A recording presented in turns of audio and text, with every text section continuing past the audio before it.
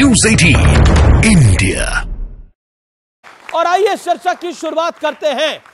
तो शुरुआत आपसे करते हैं भाटी जी। भाटी जी, अक्सर ये होता है कि विपक्ष का मौका बाद में आता है, लेकिन हम विपक्ष को पार्लियामेंट में जैसा होता है पहले मौका दे रहे हैं और उम्मीद है कि आप इस 1 मिनट को अच्छे तरीके से यूटिलाइज करेंगे।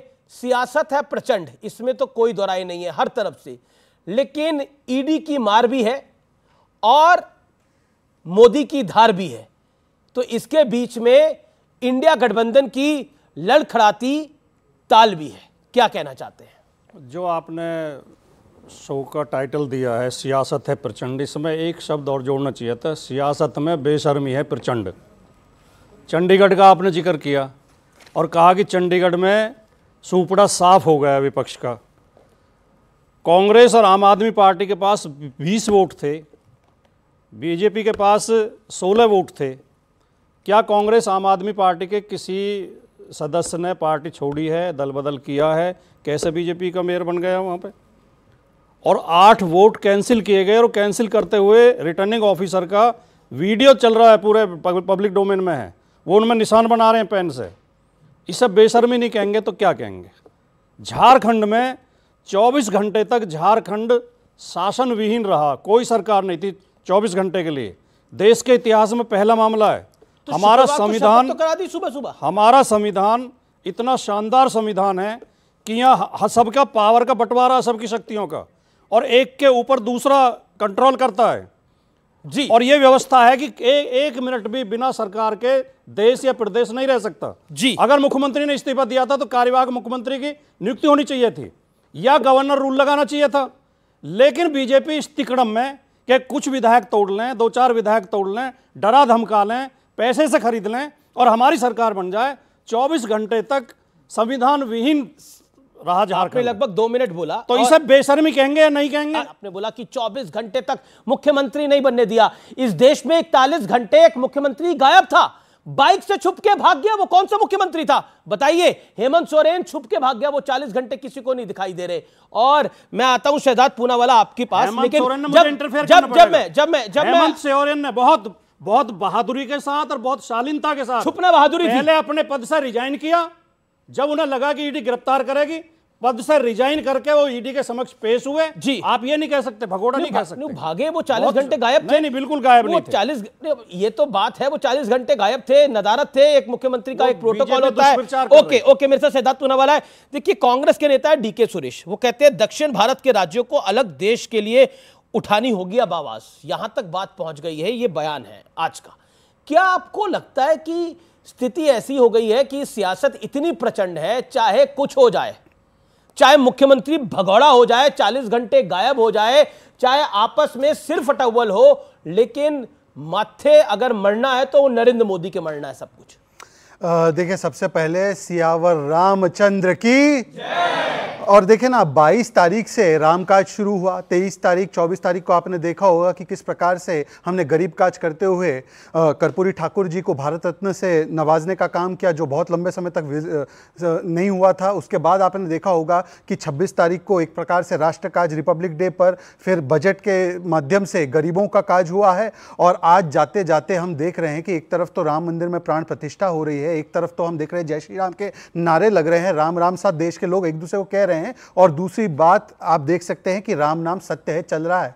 मतलब कि जो अवैध ढांचा है इनके इंडी गठबंधन का, दिन प्रतिदिन उसका विध्वंस कैसे हो रहा है। बंगाल में कभी जो है वहां से ढांचे को लात मार देता है, कभी फिर हम देखते हैं कि पंजाब में और महाराष्ट्र में मीनारे कोई खोद कर निकाल जाता है, और बिहार में भी आपने देखा है कि वहां पर तो जमीन तले पैरों तले जमीन ही खिसक गई। तो मुझे लगता है कि एक तरफ तो ये है जो मिशन और विजन है, और दूसरी तरफ वो है जिनकी बुनियाद में केवल करप्शन और कमीशन है। इसीलिए अपने कमीशन को छिपाने के लिए ABCD का इस्तेमाल किया जाता है। A फॉर शाहजहां शेख जो है टीएमसी के, वो अटैक करते केंद्रीय एजेंसी पे।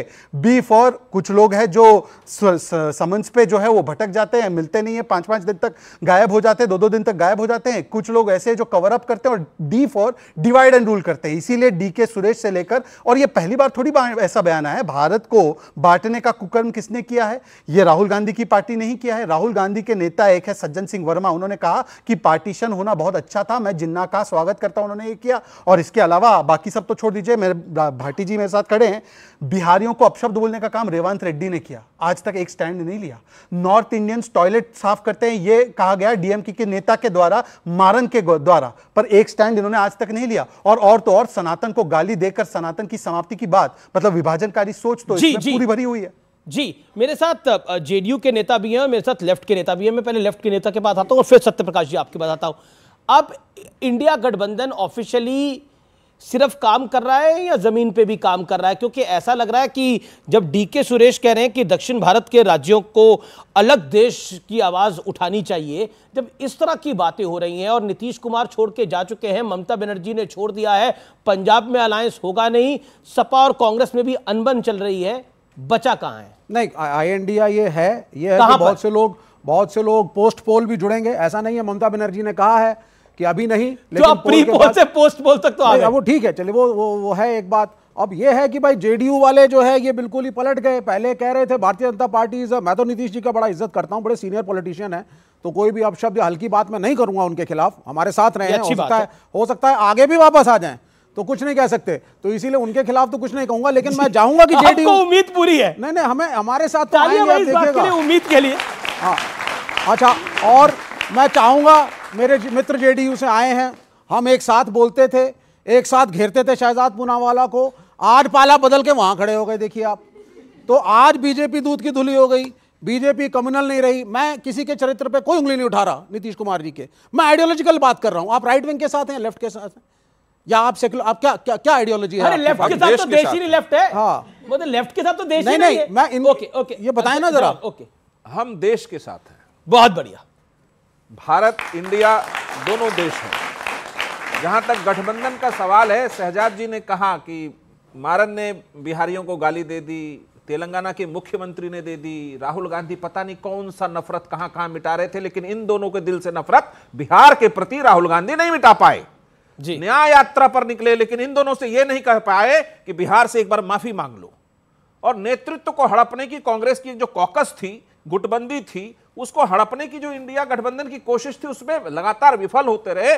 थककर हमें एक चीज लगा कि राष्ट्र के प्रति अभी तत्काल जो हमारी जिम्मेदारी है बिहार में सुशासन को लेकर नीतीश कुमार की, उससे वो हमेशा कमिटेड रहे, सुशासन से लेकर कभी नहीं पलटे। वो मुख्यमंत्री के कुर्सी पे रहे, कभी भारतीय जनता पार्टी के साथ, हम 94 से हैं, राजद हमारे साथ आई, लेकिन अगर आप प्रशासन सुशासन चलाने में दिक्कत पैदा करेंगे, कांग्रेस के साथ सीक्रेट कोई गठबंधन करते रहेंगे, सरकार को डिस्टर्ब करेंगे, तो नीतीश जी के पास एकमात्र रास्ता बचता है कि हम उस गठबंधन में जहां से हम शुरुआती दौर से रहे हैं उसके साथ फिर से स्वीकार करना रुक जाइए। विवेक जी, मैंने नहीं बोला आपके बीच में, मैंने आपके बीच में नहीं बोला। नीतीश जी वो पहले व्यक्ति थे जिन्होंने कांग्रेस को अप्रोच किया। मैंने आपके बीच में बोला, पहले व्यक्ति थे जिन्होंने बड़ी इंपॉर्टेंट बात करें, बड़ी आपने ये इन्होंने बोला नीतीश जी पहले व्यक्ति थे, आपने बोला नीतीश जी पहले पहल की, यही बोला, पहल आया ना, नीतीश जी पहले व्यक्ति थे जिन्होंने इंडिया गठबंधन की पहल रखी। वो दौड़े भागे, सोचिए जिस बिल्डिंग की नींव हिल गई है वो बिल्डिंग कहां खड़ी है? हम महत्वाकांक्षा बढ़ जाए किसी व्यक्ति की। अच्छा,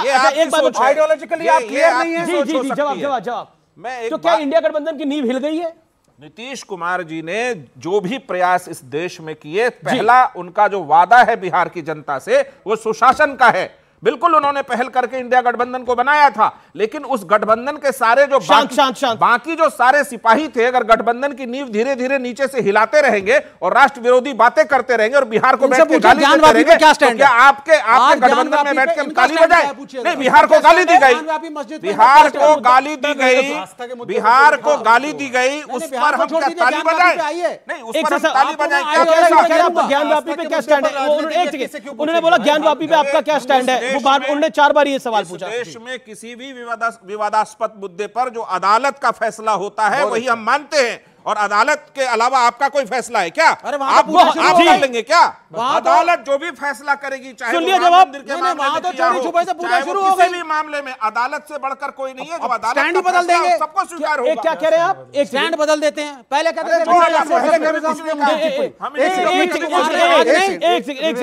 आपके बीच में एक भी नहीं,